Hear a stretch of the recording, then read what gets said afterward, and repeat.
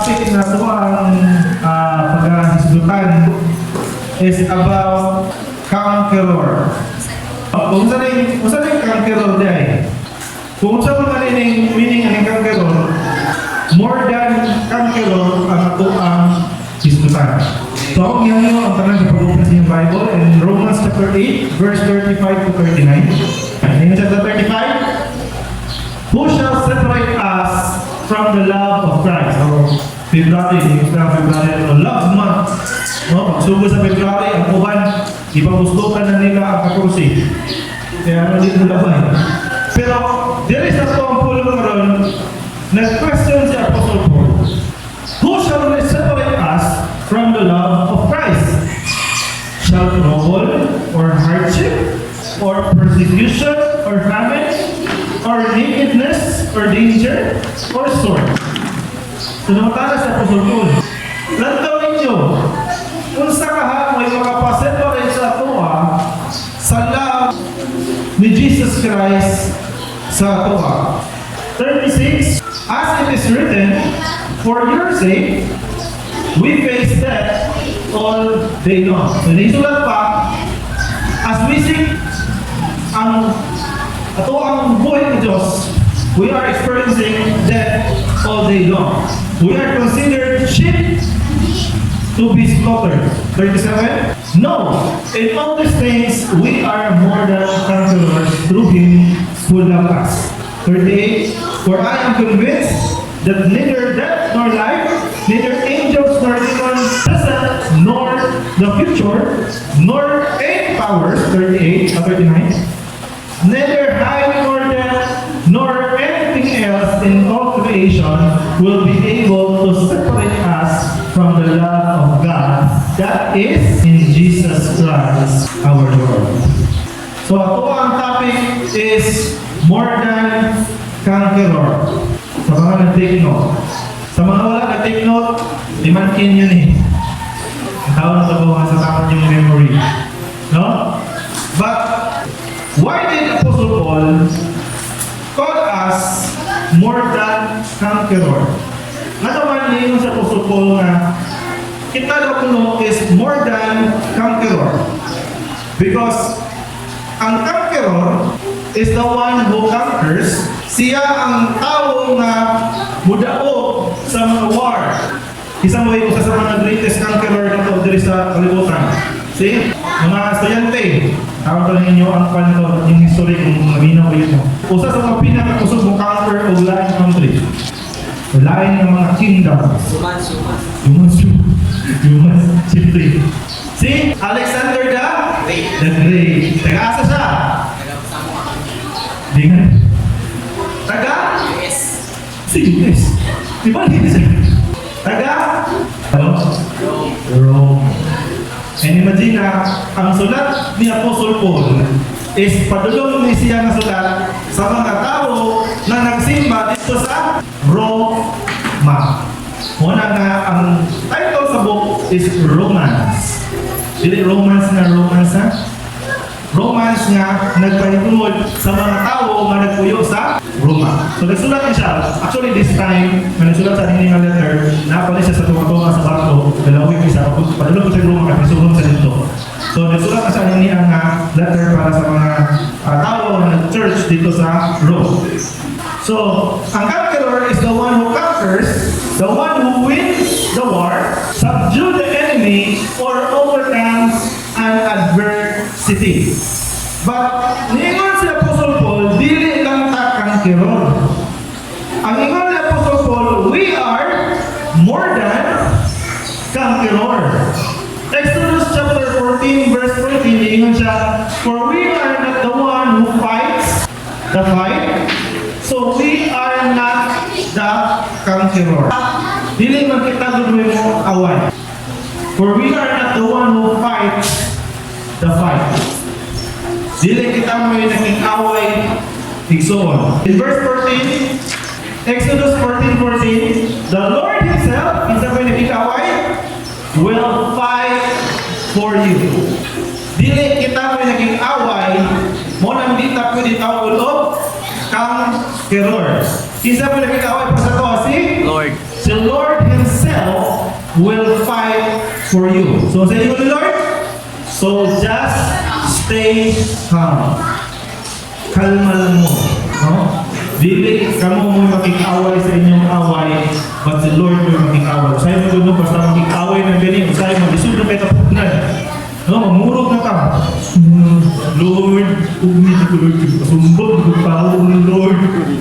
No, pero hindi ko sa Lord, stay calm, because the Lord Himself will fight for you. Now, it is the Lord who will fight for you. So, you just have to stay calm and not be afraid of the war, because the Lord your God is fighting for you for one reason.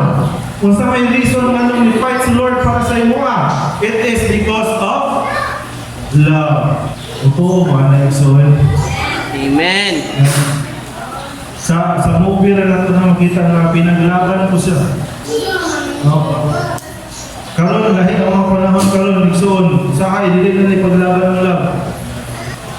Pero si Lord, iya din ipaglaban ang iyang love sa tuwa, and He will fight for you. Ang mga tinuod na amigo, inaikunta ang inyong amigo, maskin pa o ang inyong amigo kay dili insakto sa away ang inyong amigo para nimo naman ang inyong amigo na ang love niya sa imo. Labanan juga na niya. Now, back in Romans, balik tas sa verse 35. Who will separate us from the love of Christ? Ang trouble ba na kuno? Ang hardship? Or ang persecution? Or ang kagutom? O ang nakedness? Or danger? Or sword? For it is written in verse 36, it is written, for your sake, we face death all day long. Naisulat na we are considered as a sheep to be slaughtered. Bantay mo ng sheep na nanang sheep. So mga wala kayo lang sheep, kanang may sheep. Na nagtagad lang na sila, kung panos pa sila ihapon. O, yung related ka kanang mga karnero o kanang mga, especially kanang baboy. Ba't tingala, ang bungkalan na ano daw ko ng mga baboy ko no, kung magkaon, maglupo. Kung sige lang lupo, dahil nilaang dalonggan, magkabon silang lawong. Usa na ko ng reason na is magdupo-dupo na ko na sila kaya aron makalikay siya na makita sila sa iyang amo kaya basig siya may unahon o ihaw. O na nga wala sa eskwelahan ba? Ibang tanong na teacher, nakalukot, ayun, basta sa libro, basta sa notebook. Kaya aron dili makaipunta sa teacher, kaya kung makaipunta ka sa teacher, ikaw may unahon o tawag. So niyon, it is written already sa scriptures na for your sake, we face death all day long. Ang mga Kristohanan always sinata na nag-face of danger, especially kung sunod na si Jesus Christ. No? Prone kayo o kanang awayon ka sa laing mga tao, prone kayo sa persecution, di ba? Prone kayo na gamiton, mo isa kay number 1 kayo mga ginagamit sa mga tao. Kaya na naman, na siya kay dilit lagi na sa musukol. Na siya kay dilit lagi na sa mabalipan. Ano man, Christian na sila. Mabalipan na sila, mahadyo na sila, mga makot ang ilang mo. So, dagang tao na gina-take advantage ang mga Kristohano. Muna nga, every day as we follow Christ, we face death all day long. Nabura na tao, nahulog, nabura tayo karnilo, tagad na lang ihawon ka. Pero niyon si Apostle Paul, verse 37, kung saan ito bang ni Apostle Paul? Niyon siya? No. It is written na nabura tayo karnilo ang tagad na lang ihawon. Pero niyon si Apostle Paul, no. Dili. Kaya naman, in all these things, we are more than conquerors. Pero dili ita nahimong conquerors kaya agi lang sa atong kaulingong usog. Pero niyon diha, rohin gihapon. Kulawas. Kaya kung balik ka kung ng verse na to, niyon siya, the Lord will fight for you. So you are more than conquerors, dili agi sa iyong kaulit puso, but through Him who loved us. Just imagine this, Joy. You did not fight. You do not go to war, but you still enjoy the fruit of the victory. One big example ano niya igsoon is isa kailan ni Manny Pacquiao. Na ako mismo nakahawid ko mismo sa kamot ni Manny Pacquiao. Ano ko niya? Siya mo yung nag-open ng gym ni Amatong. Pero merong human sa gymnasium na napunta sa LBC. Siya mo yung nagtangtang sa PC para makita kung murang nakapendo kung address ni Pastor College. Paglabay ni Pacquiao, lamano din ko. Si Pacquiao, pukot pa na ako. Pero kung po sa dili, pag lamano na ko niya, bro ko ni Hawi yung bato. Kaya hindi na mo. Pero hindi ko makanin yung makasumpa ng tao. Bali, hindi sinapitan niya siguro, yung ulo siguro. No? Manny Pacquiao. He is a real conqueror. Ano man? Number one, he conquered life. Kasi nakakita sa iyang life. Nagsugod sa as, Kulako Kid. Anong ito sa Kulako Kid? Siya may bata pa siya, para mabuhay siya, magkita sa Kulako nga botilya, siya may tiglimpyo. Aron nang yun nga, sila'y pangkaon. Aron mo, survive po siya sa iya ang pag-boxing, masin o damay po siya gila. Wala para sa legal age, nagsugod niya sa boxing. Now, even if he's poor, it does not stop him from dreaming. And he is a conqueror in boxing. In history, to win 12 major titles in 8 different divisions. So karon sa siya sa mga ginawa ko, pound for pound king. In fact, he was called the Mexico Executioner. In short, tanan na Meksikano nga boxer, mahadlok na sa iya. Ano man, kabalo siya, basta si Manny Pacquiao mo kung yung Meksikano, mapili yun. So, matawag ba na ito sa conqueror? Tawag, amen. Matawag, di ba? Ano man, dahil division. Sa ano po siya, iyan ang paghukulong ka ng monitor dito. Karon, wala na yung control niya sa yung division. Sa ano po sa yung division? Tama sa nabot siya o 8 division na natanan ng mga division, iya ang ipinili ka na. So, matawag ba sa conqueror, Exxon? Amen. Amen? That is the real conqueror. But did you know that there is someone who is much conqueror than him? Kabalo ba kung anaay mas conqueror pa sa iya? Amen. Isa mo to, may amen. Amen. Kung siya ang conqueror, napay gitawag ko more than conqueror. Kinsa?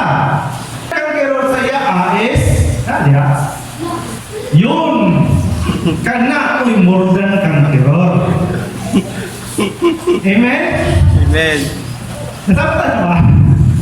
Kung si Pacquiao conqueror, kadang iyang tapat, mo na itawag ko, more than conqueror. Why? Let me explain.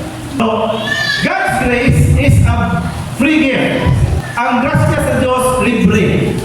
Often, we describe it in terms of undeserved or unmerited favor. In short, ang grasya sa Diyos na kuno, ihatag na libre sa mga tao nga wa man pod naghago o pangarbaho anang gihatag sa iya.